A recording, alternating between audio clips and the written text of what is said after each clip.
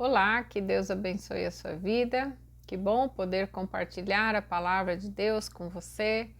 Nesse mês, que é um mês especial, estamos nos preparando para as comemorações do Natal. Talvez você até já está aí preparando a decoração da sua casa, com enfeites, com luzes, já está comprando presentes para as pessoas que você gosta, talvez até já planejando a ceia de Natal, onde você vai se reunir com a sua família, pelo menos aquelas que for possível, por conta da pandemia. Sabemos que vai ser tudo diferente este ano, mas o Natal é uma data assim que merece ser bastante comemorada. É uma data gostosa, festiva, onde as famílias se reúnem, e eu sei que todo mundo vai dar um jeito de pelo menos celebrar com algumas pessoas esta data.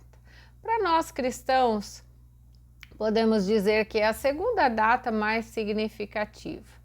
A primeira nós consideramos a Páscoa, que é onde Jesus consumou a sua obra de sacrifício, de redenção, quando ele morreu, entregou a sua vida por nós lá na cruz. Mas o Natal foi o momento de entrega de Jesus, quando ele veio, aceitou vir ao mundo em forma de homem. Ele veio até aqui, se tornou como um de nós, viveu entre nós, viveu a nossa dor, conheceu de perto a vida do ser humano, para então poder fazer ali o seu sacrifício tão significativo para nós. O Natal é uma data carregada de símbolos, muitos deles nem têm nada a ver com Jesus. Muita gente até se confunde com tantas imagens que são utilizadas para representar o Natal, as árvores, os presentes, o Papai Noel, as luzes, os enfeites, as bolas coloridas. Muita gente pensa que o Natal se encontra nesses símbolos, mas é muito mais. Qual a importância do Natal? Porque nós fazemos questão de celebrar essa data, mesmo sendo uma data representativa. Nós não sabemos exatamente a época ali do nascimento de Jesus, há estudos sobre isso, mas é uma data que foi definida, que foi escolhida a partir dessas referências. Nós vamos achar essa resposta ainda bem antes do nascimento de Jesus, quando foi predito ali pelo profeta Isaías, um profeta bem antes do nascimento de Jesus, já falava sobre ele. E eu convido você a ler lá no capítulo 9 de Isaías, uma dessas referências a Jesus. Diz assim, a partir do versículo 1, nós vamos ler até o 7. Contudo, não haverá mais escuridão para os que estavam aflitos. No passado, ele humilhou a terra de Zebulon e de Naftali, mas no futuro honrará a Galiléia dos gentios, o caminho do mar, junto ao Jordão. O povo que caminhava em trevas viu uma grande luz. Sobre os que viviam na terra da sombra da morte, raiou uma luz. Fizeste crescer a nação e aumentaste a sua alegria. Eles se alegram diante de ti como os que se regozijam na colheita, como os que exultam quando dividem os bens tomados na batalha. Pois tu os destruíste, o jugo que os oprimia, a canga que estava sobre os seus ombros, e a vara de castigo do seu opressor, mesmo como no dia da derrota de Midian. Pois toda bota de guerreiro usada em combate e toda veste revolvida em sangue serão queimadas como lenha no fogo. Porque um menino nos nasceu, um filho nos foi dado, e o governo está sobre os seus ombros, e ele será chamado Maravilhoso Conselheiro, Deus Poderoso, Pai Eterno, Príncipe da Paz. Ele estenderá o seu domínio, e haverá paz sem fim sobre o trono de Davi, e sobre o seu reino, estabelecido e mantido com justiça e retidão, desde agora e para sempre. o zelo do Senhor dos Exércitos fará isso. Jesus precisou vir porque o mundo precisava dele. Jesus dividiu a história antes e depois dele, né? O mundo ainda precisa de Jesus, esta é a grande verdade. O homem ainda tem os mesmos problemas, o ser humano é o mesmo, passada a história, tantos séculos aí de história, mas o homem e a nossa necessidade humana ainda permanece o mesmo. Aqui nesse capítulo, nessa parte de Isaías 9, nós vemos a obra que Jesus veio fazer.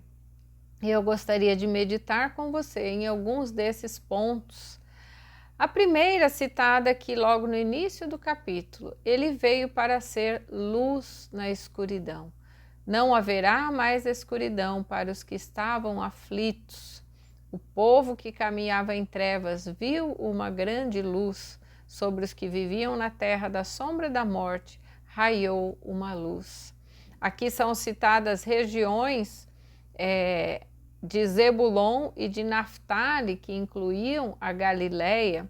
Eram as regiões que mais tinham sofrido com invasões assírias, ali no ano 732, 33 a.C. E você pode imaginar um povo cansado de guerras, né? Que não via mais saída para o seu sofrimento.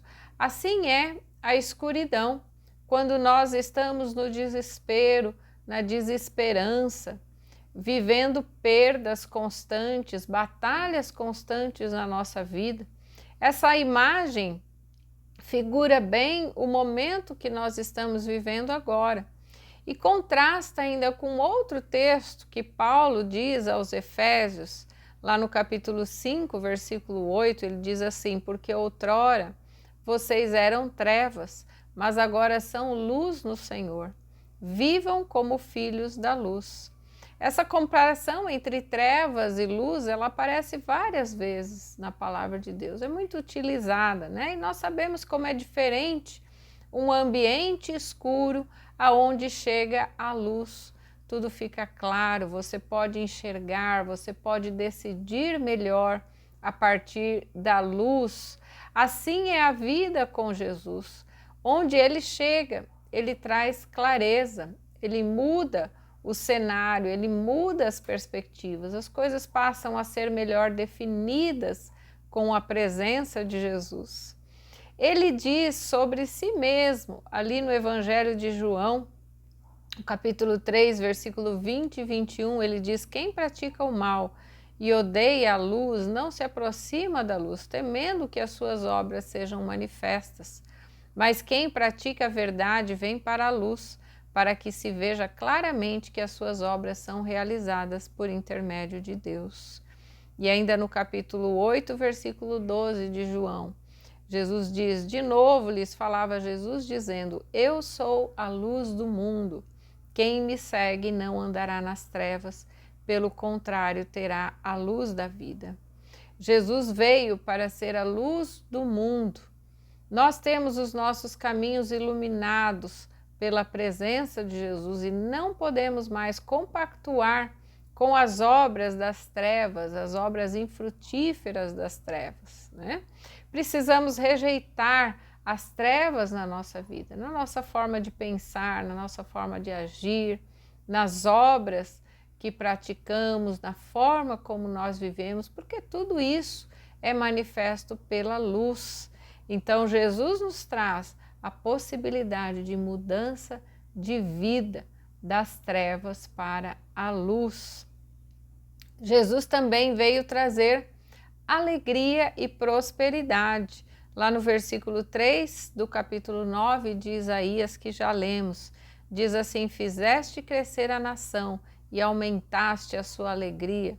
Eles se alegram diante de ti como os que se regozijam na colheita, como os que exultam quando dividem os bens tomados na batalha. Jesus muda a condição da vida quando ele chega. Transforma tudo que está ruim, ele traz uma nova perspectiva de vitória. A vida daquele que tem Jesus é uma vida próspera, que vai para frente, né? Os planos são refeitos, há crescimento, há bênção. Tudo aquilo que um filho de Deus faz é abençoado quando feito debaixo da direção de Deus, tem êxito, tem sucesso. Nós não estamos falando aqui do sucesso financeiro apenas, né, da prosperidade material, mas estamos falando do coração. A colheita da vida é próspera, a sua família vai bem, os seus relacionamentos vão bem, as coisas acontecem, né? Ele tem recompensa pelo trabalho realizado. Lembre-se que a colheita ela é fruto de uma semeadura, e a semeadura dá trabalho. Tudo aquilo que nós fazemos com sacrifício para o Senhor, entendendo a direção de Deus, vai ser recompensado com bênçãos e com alegria. Em algum momento esta recompensa virá, você pode crer nisso. Quantas coisas você tem semeado, quantas coisas você semeou durante esse ano e você ainda não viu o fruto? Persevere, porque o Senhor está olhando pela sua causa, né? Pode ser um filho pelo qual você tem orado há tantos anos, pode ser uma situação difícil que ainda não se resolveu na sua vida, uma situação na justiça, ou um trabalho que ainda não apareceu, um emprego que você está aguardando, podem ser tantas coisas. A colheita virá. Aguarde, continue semeando, plantando, regando e a colheita virá. O tempo de alegria vai chegar quando Jesus está presente. Creia nisso. E mesmo no momento difícil, nós vamos falar ainda pouco mais à frente, a própria presença de Jesus é capaz de nos trazer paz e alegria. Jesus também veio libertar da opressão do inimigo, diz lá nos versículos 4 e 5, pois tu destruíste o jugo que os oprimia, a canga que estava sobre os seus ombros e a vara de castigo do seu opressor, como no dia da derrota de Midian. Pois toda bota de guerreiro usada em combate e toda veste revolvida em sangue serão queimadas como lenha no fogo. A libertação do inimigo significa o fim da opressão, do jugo pesado, das acusações que o inimigo coloca sobre a nossa vida, principalmente quando estamos debaixo do pecado, aceitando o pecado na nossa vida e aceitando essas acusações. Não importa o que você fez no passado, tudo que você já sofreu, o Senhor Jesus vem para colocar um fim, um final. Ele queima, ele extermina todos os vestígios de guerra, todos os vestígios de domínio do inimigo. Esse é o desejo de Jesus, é a obra que ele deseja fazer nas nossas vidas. Nós não podemos andar debaixo de acusação, aceitando pensamentos ruins, quando a nossa vida está em Jesus. Ele já venceu essa batalha e lembre-se que essa é uma batalha pela eternidade, não é uma ou outra batalha apenas do seu dia, mas é uma batalha pela eternidade, pelas nossas almas, né? Eternamente, é essa batalha que o Senhor Jesus veio para nos garantir a vitória. Essa simbologia usada aqui de queimar, né, aquelas vestes, aqueles objetos utilizados na batalha, né, quando o inimigo era vencido. Eu me lembro que uma vez, há muitos anos atrás, né, quando eu voltei para Jesus, depois de um tempo distante do Senhor, e ainda com muitas acusações que vinham sobre a minha mente, um dia eu ajuntei todos os objetos que eu tinha, né, dessa época longe de Deus, e eu fiz uma fogueira ali no meu quintal e queimei todas essas coisas, né, simbolicamente representando o fim. E é assim que Jesus faz. A partir dali o inimigo não pôde mais me acusar através daqueles objetos, e Deus faz assim nas nossas vidas. Ele elimina, né, ele tira de nós aquilo que o inimigo muitas vezes usa como acusação. Ainda que existam batalhas no seu dia a dia, nós sabemos que o inimigo anda ao nosso derredor, né? Procurando uma oportunidade para nos tragar, mas no final de contas, todas essas batalhas já estão vencidas. Lá em 2 Coríntios capítulo 10, versículos 3 a 5 diz: pois embora vivamos como homens, não lutamos segundo os padrões humanos. As armas com as quais lutamos não são humanas, pelo contrário, são poderosas em Deus para destruir fortalezas. Destruímos argumentos e toda pretensão que se levanta contra o conhecimento de Deus e levamos cativo todo pensamento para torná-lo obediente a Cristo. A mente muitas vezes é o nosso maior campo de batalha, onde o inimigo mais tenta agir nas nossas vidas. Ele traz essas acusações, esses pensamentos de derrota, de fracasso, tentando fazer você fraquejar na fé e desistir muitas vezes, né? Mas nós precisamos, como diz esse texto de Coríntios, levar a nossa mente a Cristo em obediência e deixar Jesus estar no centro dos nossos pensamentos e das nossas decisões. Pense um pouco, quem é que está no controle da sua vida agora? Nós não precisamos temer o inimigo quando nós sabemos que Deus está no controle, que Jesus está indo à frente por nós, porque assim Ele prometeu. E finalmente, nesse texto ainda, de Isaías, no versículo 6 e 7, ele é a esperança de paz, porque um menino nos nasceu, um filho nos foi dado, e o governo está sobre os seus ombros, e ele será chamado Maravilhoso Conselheiro, Deus Poderoso, Pai Eterno, Príncipe da Paz. Ele estenderá o seu domínio, e haverá paz sem fim sobre o trono de Davi, e sobre o seu reino estabelecido e mantido com justiça e retidão, desde agora e para sempre. O zelo do Senhor dos Exércitos fará isso. No meio do caos, no meio da escuridão, veio Jesus. Ele trouxe luz e ele trouxe esperança para aquela alma que estava cega, né, desesperada, no jugo da escravidão, debaixo do pecado. Ele trouxe alívio e ele trouxe libertação. Jesus veio para trazer paz, não ao mundo todo, porque não são todos que recebem Jesus e o inimigo ainda continua ativo. Por um certo tempo, nós sabemos até onde Deus permitir, mas Jesus veio para trazer paz ao coração daquele que o recebe. E essa paz é aquela paz que excede todo o entendimento, que você não vai compreender como o seu coração vai estar em paz, mesmo no meio de situações de luta. A paz para Israel durava pouco tempo, logo vinham outras batalhas, vinham outros inimigos, mas a paz de Deus é eterna. O reino de Jesus é estabelecido em justiça e retidão, ele é zeloso em cumprir tudo aquilo que ele promete. O Senhor cumpre.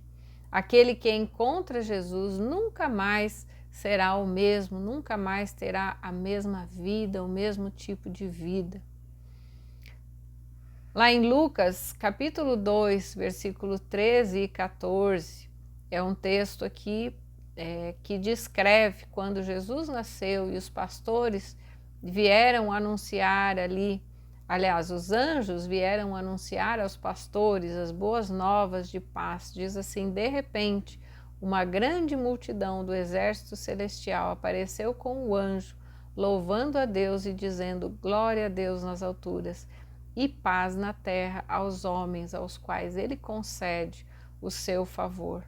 Então, Jesus veio trazer paz a todos os homens, a todos aqueles que o recebem, que recebem o seu favor, a sua graça. Você pode desfrutar dessa paz, né? Se você não tem paz no teu coração, procure saber, né, se você tem vivido de fato debaixo da presença de Jesus e desfrutando da presença dele, porque ele veio para trazer paz ao seu coração. Que diferença Jesus tem feito na sua vida? Ele nasceu, ele morreu, ele entregou a sua vida por nós. E como cristãos, nós precisamos olhar diferente para a nossa vida. Nossa vida tem que ter uma perspectiva diferente a partir da experiência com Jesus, a partir da obra de Jesus, a partir da plenitude dele nas nossas vidas. Algo tem que ser diferente. Se você ainda não entendeu de verdade qual é o propósito da vinda de Jesus aqui nessa terra, esse é um momento oportuno para você saber mais sobre isso. Abra sua Bíblia, leia os Evangelhos, você vai encontrar ali a história de Jesus, da vida dele, os seus ensinamentos. Você pode também falar com Jesus em oração e pedir para que ele se manifeste a você. Não importa se você já é cristão há muitos anos, mas que não tenha ainda desfrutado. Talvez alguma coisa precisa ser acertada na sua vida para que você desfrute da presença e da paz de Jesus. Talvez você tenha uma outra religião, você tenha uma outra forma de crer. Não importa, você pode ir direto a Jesus, falar com ele em oração e pedir que ele se manifeste a você. E você pode recebê-lo no seu coração e também desfrutar dessa libertação e dessa paz que ele nos tem prometido. Você pode falar conosco através de qualquer um desses canais pelos quais você está vendo este vídeo. Nós podemos ajudá-lo, nós podemos orar com você e também levar você até Jesus se você tiver dificuldade de fazer isso sozinho, ok? Vamos orar agora sobre essa palavra e que Deus continue abençoando a sua vida. Senhor Deus querido, nós te bendizemos, ó Pai, por esse tempo aqui de relembrar a obra do Senhor Jesus, que veio ao mundo com um propósito tão especial, de além de estar entre nós, de conhecer aqui e experimentar a vida do ser humano, o Senhor também deu a sua própria vida por nós. Nós te agradecemos, Senhor Jesus, por ter doado a sua vida e queremos, Senhor, viver a nossa vida aqui, conhecendo mais do Senhor Jesus. Eu peço que o Senhor esteja alcançando cada vida, Senhor, que está agora orando comigo, que tem ouvido essa palavra, que o Senhor Jesus se manifeste em cada coração, que encontre corações abertos, dispostos ainda a receber o Senhor Jesus. Há muita gente que já ouviu falar do Senhor, há muita gente que está planejando até uma festa, uma celebração de Natal, mas que ainda não recebeu o Senhor Jesus de fato no seu coração. Que o Senhor possa, ó Pai, alcançar esses corações agora e tocar, Senhor, com a Tua presença, trazendo a transformação que só o Senhor é capaz de fazer, trazendo libertação do inimigo, da opressão, ó Deus, do jugo do pecado.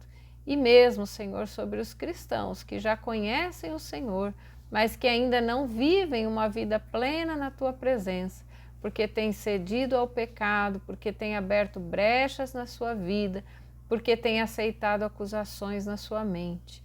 Ó Deus, que o Senhor traga libertação. E nós queremos declarar aqui que cremos, que confiamos em Ti, que recebemos Jesus na nossa vida, no nosso coração e queremos desfrutar, Senhor, da Tua paz e da Tua alegria, das bênçãos que o Senhor nos tem prometido. Em nome de Jesus. Amém. Amém. Que Deus continue abençoando grandemente a sua vida. Nas estrelas vejo a sua mão e no vento eu ouço a sua voz. Deus domina sobre terra e mar, o que Ele é pra mim. Eu sei o sentido do Natal, pois na história tem o seu lugar. Cristo veio para nos salvar, o que Ele é pra mim. Até que um dia o seu amor senti, a sua imensa graça eu recebi. E descobri então que Deus não vive longe lá no céu, sem se importar comigo, mas agora ao meu lado está. Cada dia eu sinto o seu cuidar, ajudando-me a caminhar. Tudo Ele é pra mim.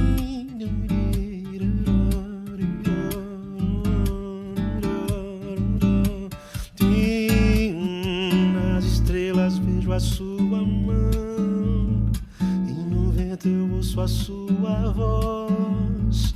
Deus domina sobre terra e mar, porque Ele é pra mim. Eu sei o sentido do Natal, pois na história tem o seu lugar. Cristo veio para nos salvar, o que Ele é pra mim. Até que um dia o seu amor senti, a sua imensa graça eu recebi. Descobri então que Deus não vive longe lá no céu, sem se importar comigo, mas agora ao meu lado está.